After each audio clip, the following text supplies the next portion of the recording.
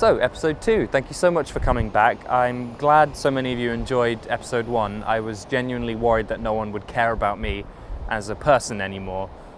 So to see such support and stuff like that was truly quite touching, so thank you. Well, goodness gracious me, it's 2017. Can you believe it? We have a new president, we made another film. The world is falling apart, and I'm making this fucking vlog thing, so I'm doing my bit.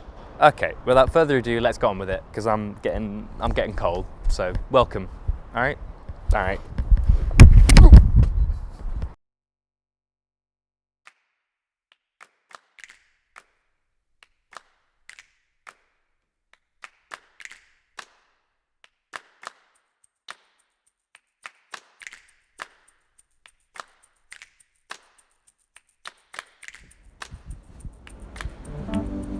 Hello. We made another film, didn't we? Playground, the story of Ezra and the committee. What a raucous? Is that?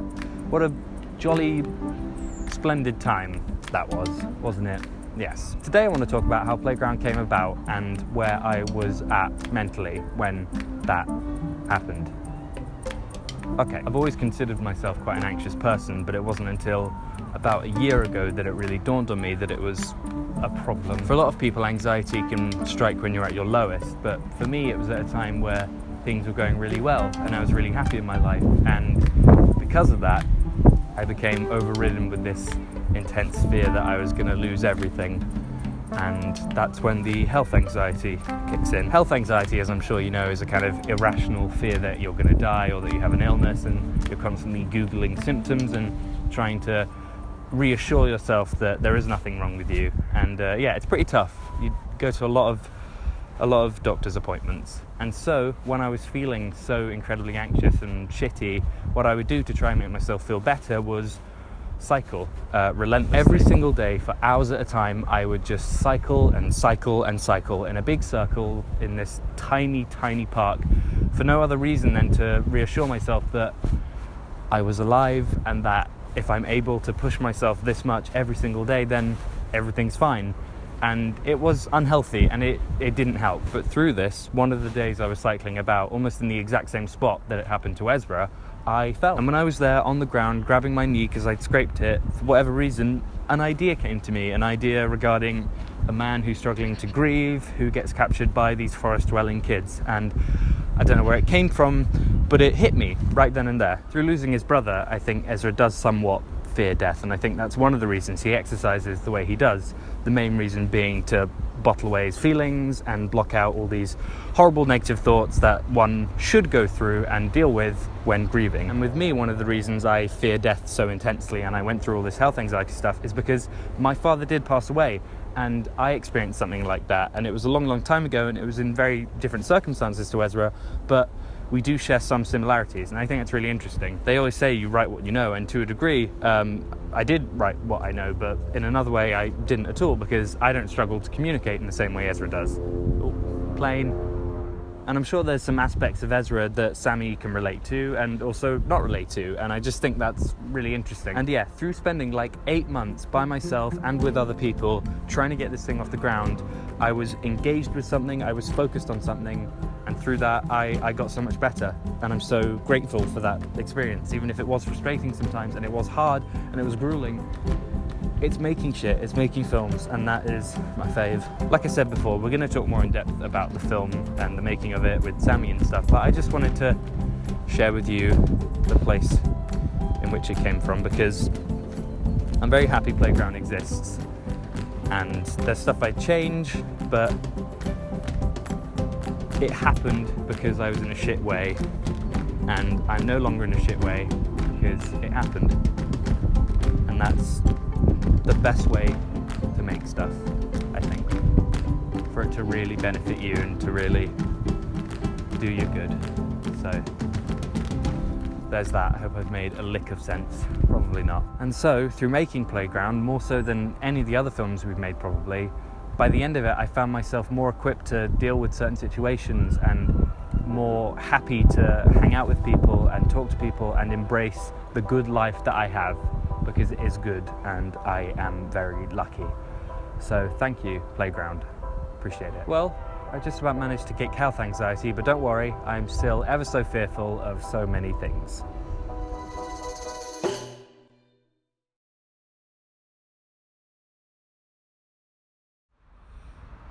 Fear is one of the, if not the defining characteristic of me.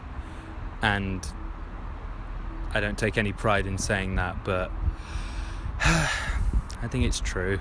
I hate it, but fear has influenced so many of the decisions I've made in my life. Mostly bad, some good, but it's just the kind of person I am. Like everyone and their nans, I too suffer from the odd spout of anxiety, and very recently it nearly influenced me to skip out on a very lovely time. Me, my mum and my sister over the New Year's went to Amsterdam.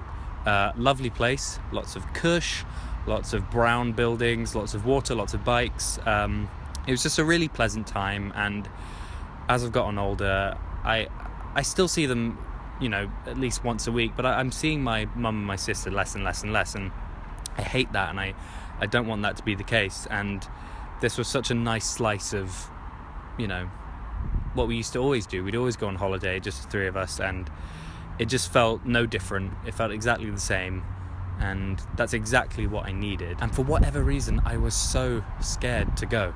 I was petrified to go to Amsterdam. Terrified. It was a mixture of being scared to fly, something terrible happening at the airport, something happening in Amsterdam, I don't know, me falling into the river. I don't even know. Do you know what I mean? Like, sometimes you're so apprehensive about something and you're so terrified, and you don't really know why. And that's what I went through, and I was so petrified because Sav was still away and everyone was going on about how awful 2016 was. I kind of convinced myself that if I did one more thing that was out of the ordinary, going to this unfamiliar place like Amsterdam, I wouldn't make it through to 2017, which is just mental. It's just such a stupid way of thinking. I was this close to not going. I was this close to wasting mum's money and letting everyone down, letting myself down, and cowering away in that flat, waiting for Sav to come back. And I don't think I would ever feel good about that. I think that would, if I didn't go, I think that would have just set a precedent for every other trip. And I don't know, would I become a recluse? Would I become like Howard Hughes? Would I piss in jars? Maybe. I do that now, but maybe more jars. I don't actually piss in jars. Piss in the toilet. And that's the thing I held on to. I held on to the notion that I will be so disappointed in myself if I don't go.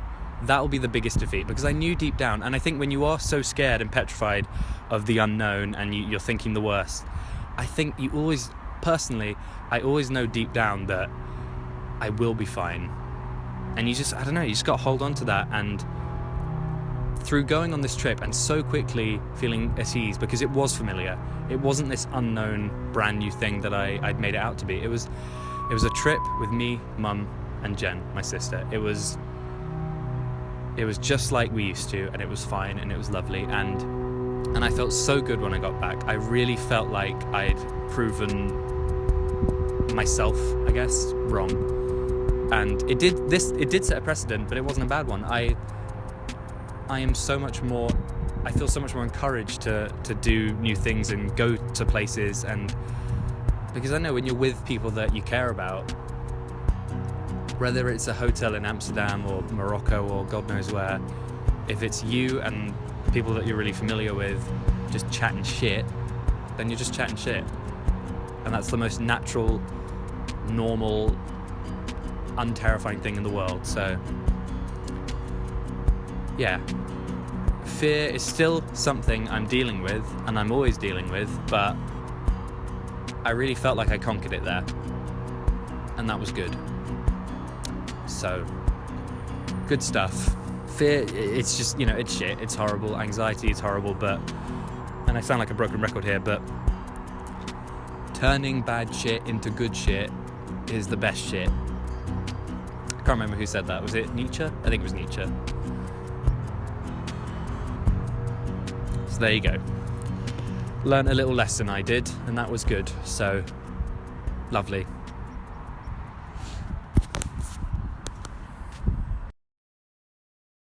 That's how you do it. Okay, jeez. Last checks. That looks fine. Looks fine to me. Maybe a little bit close to you. Alright. Oh, yeah. Okay. Hello. As you all know, I am the #1 advocate of Dexter Jetster, my hero. But I think the second biggest advocate of the slug, Dean Dobbs. Yeah, I love Dexter Jetster. Yeah. I think he's one of my favourite characters. Yeah, absolutely. And Such a great scene. second only to... So, what I'm going to do is, and Dean's read all of this already. You've written books about Dexter Jetster. Yeah, I'm working on a big sort of side story about Dexter Jetster, Yeah. because as we're about to find out, there is a well of Oh, material for this character. So on the official Star Wars canon website thing, Wikipedia. I love it.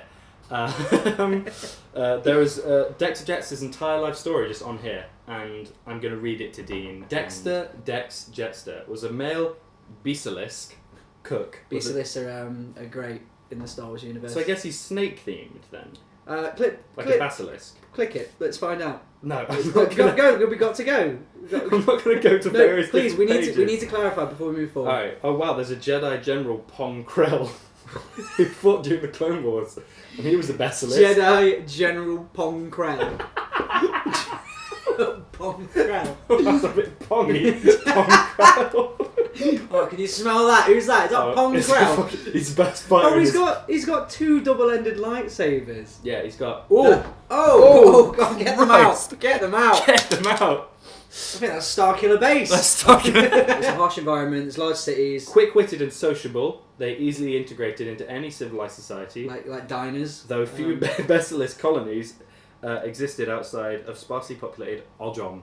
He owned and ran Dex's Donuts, and later Dex's Diner. So, I mean, I didn't know that Star Wars had donuts. Anakin, do you want some fucking donuts? Would you Just like some Krispy donuts? Kremes. There's like Obi-Wan walking with like 2 donuts in his fingers going, oh, got some donuts? Yeah, and Anakin's just not having it. I mean, do you think they go on a donut run for the Jedi Council? Oh yeah. They sit in a circle and They have interns. They You have to get some Starbucks. You go get the ooh. Shortly before the outbreak of the Clone Wars, Jetster was running the diner Cocoa Town. Is that what it's called? What's it called? Cocoa Town. Cocoa Town? That's in How much effort does he put into this, old George? a lot. Because Star Wars has like Obi-Wan Kenobi. That sounds like It's that. like a that nice was name. that. Yeah. That sounds like You've that was thought made about it. with purpose or something. Yeah, I think so. When he's like, oh, Dexter Jetster from the planet Ojom, He like runs a diner called Cocoa Town. yeah, called Cocoa Town. Dexter's Is that Donuts. something you and me would make up on the spot? Like I'm gonna do it now. Bangle Dingle from the planet Busha. Like it's Yeah. easy, Yeah. and he runs a diner called Spoffy. Spoffy Knees. Spoffy. Little is known of Dex's life before his first meeting with Obi-Wan Kenobi. What is known is that after leaving his home world of Ojom, Dex had a colourful life and varied careers, including prospecting, smuggling, running guns, and even a stint as a professional fighter. It just him showing up at like a cockfight in his dirty apron. Ladies and gentlemen, it's Dexter Jetster! Oh, buddy! That's what he says, isn't it? Yeah, he brings like some patties and he smashes them in his hand. He was shot during the attack on his hideout, but he was later noted to have survived and recovering well. Later, he was seen saying goodbye to Keats Freely and Kuran Kaladian when they decided to go down to deeper levels of Coruscant for safety. So wait, he's still alive. He could be alive. He could be Snoke. They're just like, hey, don't buddy. you remember me? Hey, buddy. And they all just go, Da, da, da, da, it's Dexter da. Jetster! All 4 of his arms like come out. Da, da, da, da, Like Kylo's still like a bit conflicted and he's like rubbing Kylo's back and he's like, what's wrong? Rubbing his big hand. His big hand. Just like, you can keep seeing his hood going up because his hand's so fucking big. Alright, yeah. And he's like, what's wrong? Do you not like me now that you know I'm Dexter Jetster? Do you not like me? Do you not like me anymore? He's like, do you not think I'm cool? And he's like, no, I killed my dad for you, and you never told me you were Dexter You were a Jetster. fucking diner. You'd be like, would you have killed your dad if I told you I was Dexter Jetster? No, I don't. There's an image on this website called Dexter's Portrait, and I'm just like, his portrait. His portrait. Who painted this portrait? Is it in? Is this a commission? Is it like a presidential portrait? He's got his little bally chin's got a little blue vein on it and shit. You should get that checked Oh, out. you should... And now here it You'd was. touch it, wouldn't you? You'd be Oh like, yeah. Oh, that'd be so fun. Just squeeze it. Like you go to the science museum and get those little like squishy like. put in your hand the thing. Yeah. You're just like, oh my god, is that Dexter Jett's fucking ball bag chin? And then he pops out and he goes, body. How did they get it? He's on tour. He's just like, He just like queue up to go. A thing that me and Dean love that we discovered is the fan posters that were made for Star Wars Episode 7 before it came out. they're 'Cause funny. there is some fucking skill there. So I'm just going to drop these on you, Dean. Okay. And you have to like tell me the plot of this version of Star Wars Episode 7. Okay, Okay. ready? And... Oh, fuck me. Han Solo got irradiated big time. Yeah. And his hair's falling out. He's seen God. better. Oh my day. Goodness me. It's Talking at base. And Mila Kunis, her head's a weird shape. I think they put her face on someone else, yeah. Yeah. So who does she play? She plays. She plays. Just fucking, you know. I don't know. Fucking Han Solo's mom. She's Han Solo's mom. What's her name? Grondo. Grondo Solo. Grondo Solo. Okay, fair and then enough. this guy. Who's that? Who is that? Unless, Alright, fine. correct me if I'm wrong, but and let me know if that is a person. But I think that's probably the guy who made the poster. You think that's So- That is my guess. That's really funny. That's really funny. Like he couldn't pick any actors. He Yeah. just went. Do you know what I look fucking sick as a Jedi? Yeah, it's true. Okay, so that's who is he? That's Han Solo, Grondo Solo. And